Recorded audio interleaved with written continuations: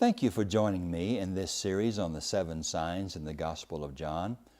Today we want to examine the second of those signs, the healing of the nobleman's son. But before we do, please permit me to say a brief word as to why I believe our consideration of these signs is so important. I believe that each of us, whether we believe in the claims of Jesus or not, each of us needs to be equipped with that which enables us to cope with the twists and turns of life. Life can be difficult and challenging, right? What we need is someone or something that helps us to survive. Well, that's not really enough. We need someone or something that helps us to thrive.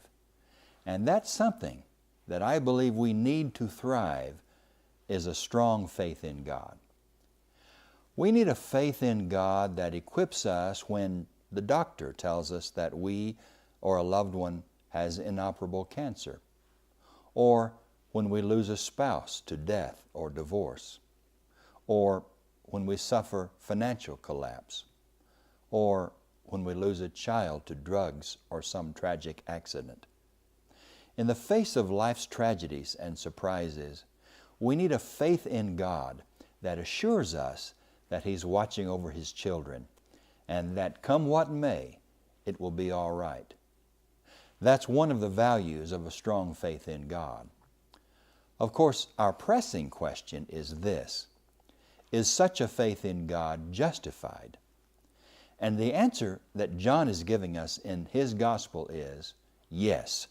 A strong faith in God is more than justified. A belief in Jesus as the Christ, the Son of God, is justified. Well, with the importance and value of our study of the claims of Jesus in mind, let's take a look at the second sign in John's Gospel. The story of the healing of the nobleman's son is found in John chapter 4, verses 46 through 54. Here is the story from John's Gospel. And if you will, permit me to read it for us. I'm going to start in John chapter 4 and verse 46. Now Jesus came again to Cana in Galilee, where He had changed the water into wine. Now there was a royal official there whose son lay ill in Capernaum. When he heard that Jesus had come from Judea to Galilee, he went and begged Jesus to come down and heal his son, for he was at the point of death. Then Jesus said to him, "Unless you see signs and wonders, you will not believe." The official said to him, "Sir, come down before my little boy dies." Jesus said to him, "Go, your son will live." The man believed the word that Jesus spoke to him and started on his way. And as he was going down, his slaves met him and told him that his child was alive. So he asked them the hour when he began to recover, and they said to him, "Yesterday at 1 p.m, the fever left him." The father realized that this was the hour when Jesus had said to him, "Your son will live." So he himself believed, along with his whole household. Now this was the second sign that Jesus did after coming from Judea to Galilee. I'd like for us now to consider what this sign tells us about Jesus. First, just as in the first sign, the turning of water into wine, this sign shows us that God is at work in and through Jesus. Healing the official's son was an awesome display of power, wouldn't you agree? One that we would not expect a human being to display if God were not working through him. Jesus needed only to say the word, "Your son lives." His presence was not even necessary. And Jesus sent the cure from Cana to Capernaum, 16 miles away. And let's note the immediacy of the cure. When the father returned home, his servants told him that his son's fever broke, and he was cured around 1 p.m. the previous day. The father knew that was the very hour Jesus had told him that his son would live. Now I'm telling you, only God can act that quickly and across that considerable of a distance in space and time. Wouldn't you agree?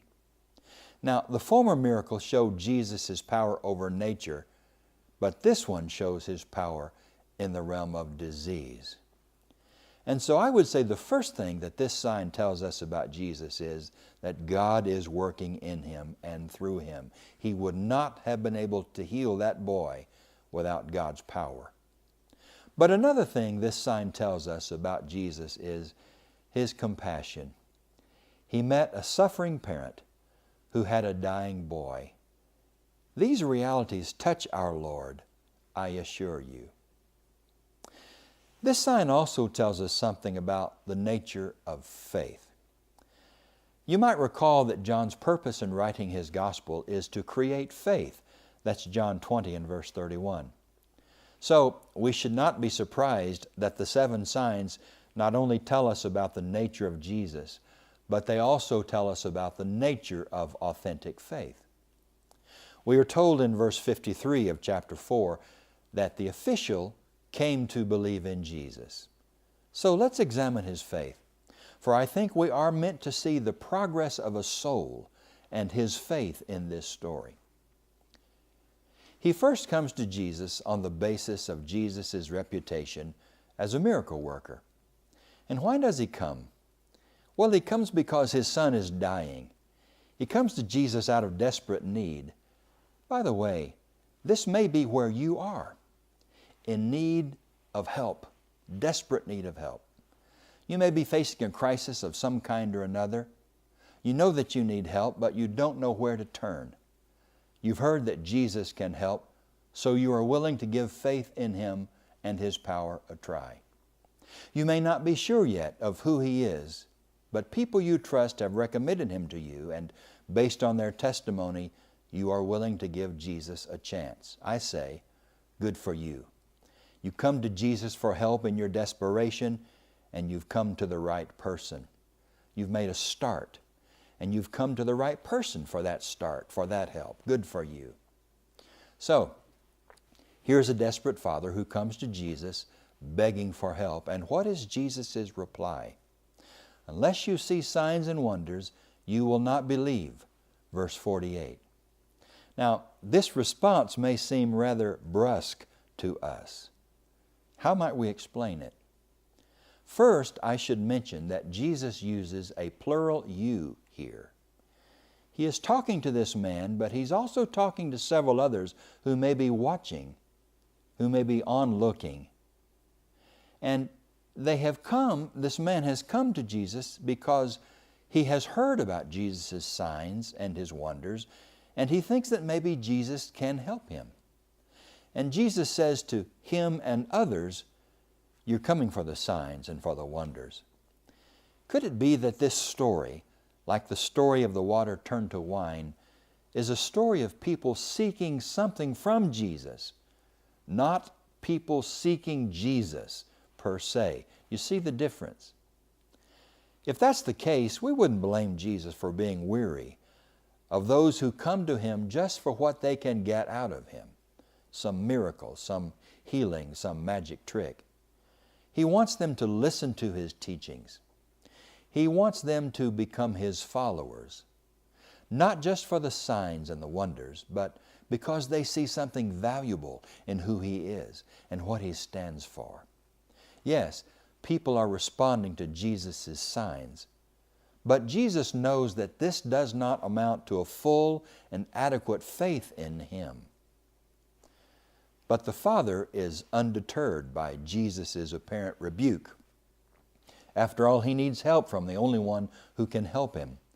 So He replies, "Sir, come down before my little boy dies." He continues His pleading for His son's life, but I want you to notice that He thought Jesus could heal His son if He were present. And He also thought that it would be too late if the son died. So He certainly has some degree of faith in Jesus, but it's a limited faith. It's an inadequate faith, if you will. But just then, Jesus gives this desperate father hope. He says, "Go. your son will live. By the way, this is what Jesus is so good at, giving people hope. This must surely be one of the reasons that the down and out were so attracted to him. This is one thing that impresses me about Jesus, is that those who were sinners in the eyes of society, those who were down and out, those whom we might consider to be the riffraff of the world, they were attracted to Jesus. They enjoyed his company. He enjoyed their company too. But why did they enjoy him so much? Why did he eat with them? Why did he have fellowship with them? Why were they so attracted to him? I think one reason is because he offered them hope. Hope for a new life, hope for a better future, hope for a better life. And of course, Jesus continues to offer the same hope to each one of us today.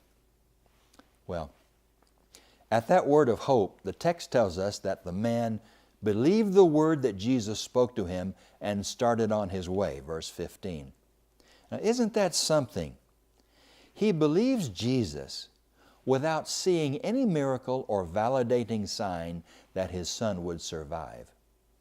And after meeting his servants on the way, he discovers that his son was healed the very hour that Jesus spoke the word. Verse 53 informs us that he himself believed along with his whole household. He was a man of influence, wasn't he? And he used that influence.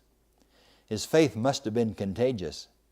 I suspect everyone in his family and in his household could not wait to hear what Jesus had said to him, the dialogue that Jesus had with him, and how that Jesus said, "Go, your son lives." And he left, and lo and behold, his son is healed of this disease that could have led to his death. Well, what we have seen in this story is that John is not only telling us something about the power and compassion of Jesus, but he's also telling us something about faith in Jesus. For here's a man who begins with no faith at all in Jesus. But then he comes to him on the basis of Jesus' reputation as a miracle worker. And why? Because he's in great need. And he leaves Jesus on the basis of a trust in Jesus' word.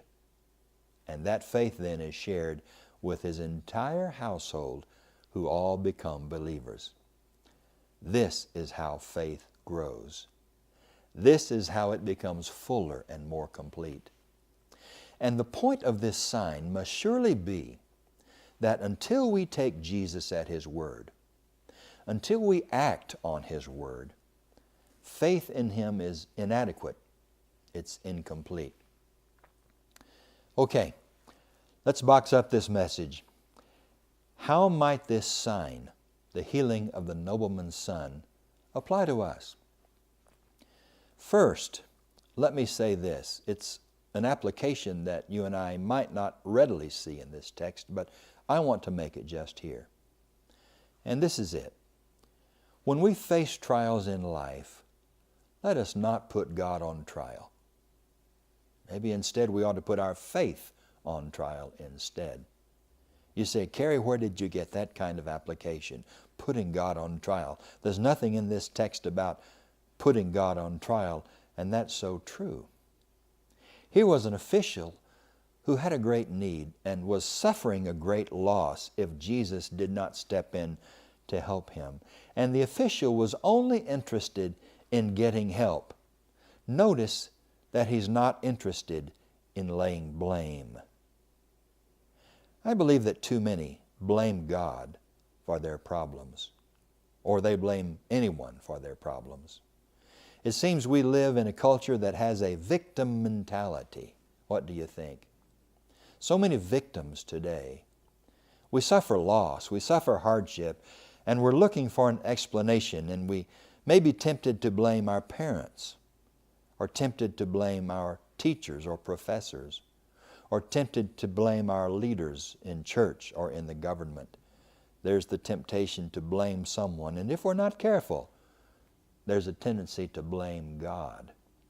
And I'm impressed with this official who came to Jesus without any sign that he was blaming God for what happened to his son. What I'm telling you here is that I think when troubles come into our lives, and they will, let's not blame God for them. When hardship comes, let's take our problems to the only one who can truly deal with them, and that would be God. Let's not turn against God when life seems to go against us. Now here's a second application for us to consider. I think this story shows us that it's not enough for us to have faith in Jesus' power, great as it is. We want to have faith in His Word. We want to trust His Word, to act on His Word. We want to grow to the point that we trust Him enough to do what He says. This text challenges us to an adequate faith that goes beyond the signs to see the sign, who is Jesus, to go beyond the healing words, to hear the Word. So I ask you, what is God calling you to do? What word of Jesus is in your mind? What is He calling you to do? We must act on those words of Jesus, especially if we want to see fruit in our lives, if we want to prosper, if we want to thrive. It's not enough to believe that Jesus has power. We must take Jesus at His word. We must accept them as true, and we must act upon them. And the promise is that when we act upon the words of Jesus, God has a way of blessing us far beyond what we ever could imagine. I think that's a second application that we get from this story. Our faith is inadequate until we act on the words of Jesus, until we trust the word of Jesus. But third, faith in Jesus' words is entirely justified. His word is powerful. His word is sure. His power is not confined to His bodily presence. He's in heaven now, but He's still just as near to us as He was to that official in John chapter 4. You and I can take Jesus at His word, and we can believe in His power. We don't need Him to be bodily present to demonstrate that power. And so again, how should we apply this text to our lives? We should take Jesus at His word and do what that word tells us to do, no matter what it is. If we find the text that tells us to pray more, we should pray. If we find the text that tells us we should follow Jesus, we should follow Him. We should love our enemies because that's what the word says. Trust the words of Jesus and act upon them. I'm so impressed with that official. Jesus said, "Go," and he left. And here's the last application for those of us who are followers of Jesus already. Let's aim to share our faith. What John may be telling us between the lines in this story is that an unexpressed faith is not an authentic faith. One does not have a confident faith until it is expressed. So let's aim to be like that nobleman. He came back to his household. Surely they could not wait to hear what he had experienced, and he could not wait to tell them what Jesus said and what Jesus did. Let's aim to be like that nobleman who influenced his entire household to believe. Let's tell others what great things Jesus has done for us.